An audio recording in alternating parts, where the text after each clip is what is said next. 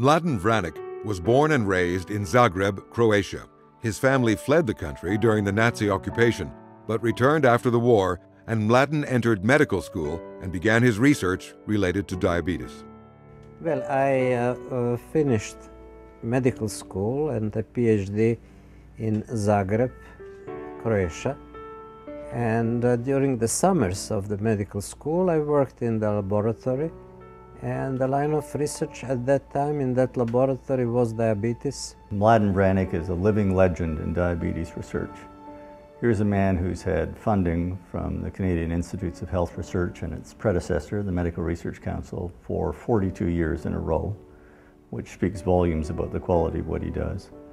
In 1963, Dr. Charles Best, the co-discoverer of insulin, invited Dr. Vranic to come to Canada as his final post-doctoral fellow, a move that marked the beginning of Dr. Vranic's almost 5 decades of groundbreaking research with global implications. Here's a pioneer who invites an individual to become his postdoctoral fellow. And from Best to Vranic, we have this continuity. Charlie Best mentors Mladen Vranic, who in turn mentors the current generation of leaders in the diabetes field across North America. And this is the way science grows and develops. It is almost impossible to overstate the major international impact and influence that Dr. Vranic has had on the field of diabetes and metabolism. Vranic really helped illuminate for us the role of the liver. He helped illuminate insulin resistance and hypertriglyceridemia as part of the condition. He opened the door accordingly to exercise physiology and the role of exercise in management of diabetes. I organized some 30 years ago the first ever a symposium on exercise and diabetes. And I was told that this push created then a whole series of symposia for the next 20 years. The epidemiologists have now strong evidence that exercise can prevent diabetes type 2.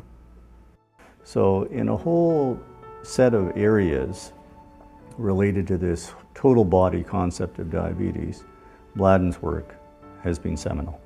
That's what is important. The life of a diabetic today is near normal, except for a number of injections of insulin, insulin pumps and so on, but they can lead a very productive life.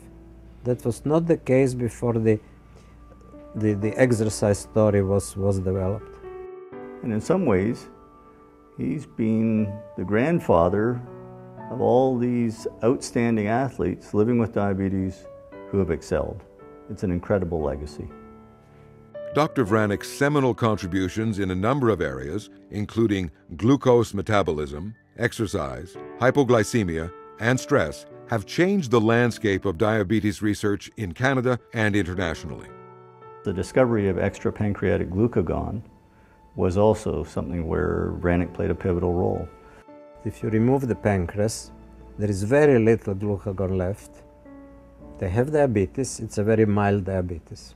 It was so dramatic that one of the researchers came and I saw that he will hit me, but he was my size, so I wasn't too concerned. When people were trying to look at glucose and its metabolism and turnover some decades ago, we had none of the tracer technology that we have today. When we validated them and perfected them, it was like an explosion. Because this is the key of diabetes. How does the liver work? How does the muscle work? And for that you need very precise tracer methods. Dr. Vranic's influence is easily recognized when it's noted that he has trained most of today's leaders in the field. Vranic school would be similar to other schools in which you try now to combine physiology with molecular biology, which I believe is the future. And I'm just one of those who does it, but it's very rewarding. Best's legacy really has been sustained and augmented by Mladen, so he's really one of our heroes here at the University of Toronto. It teaches you not to give up. So I've never given up. He's had his hand in so many different breakthroughs but he really has transformed the field. So a remarkable scientist, excellent educator and mentor, fine administrator, true triple threat individual, and a lovely guy. Ladies and gentlemen, Canadian Medical Hall of Fame laureate, Dr. Mladen Vranic.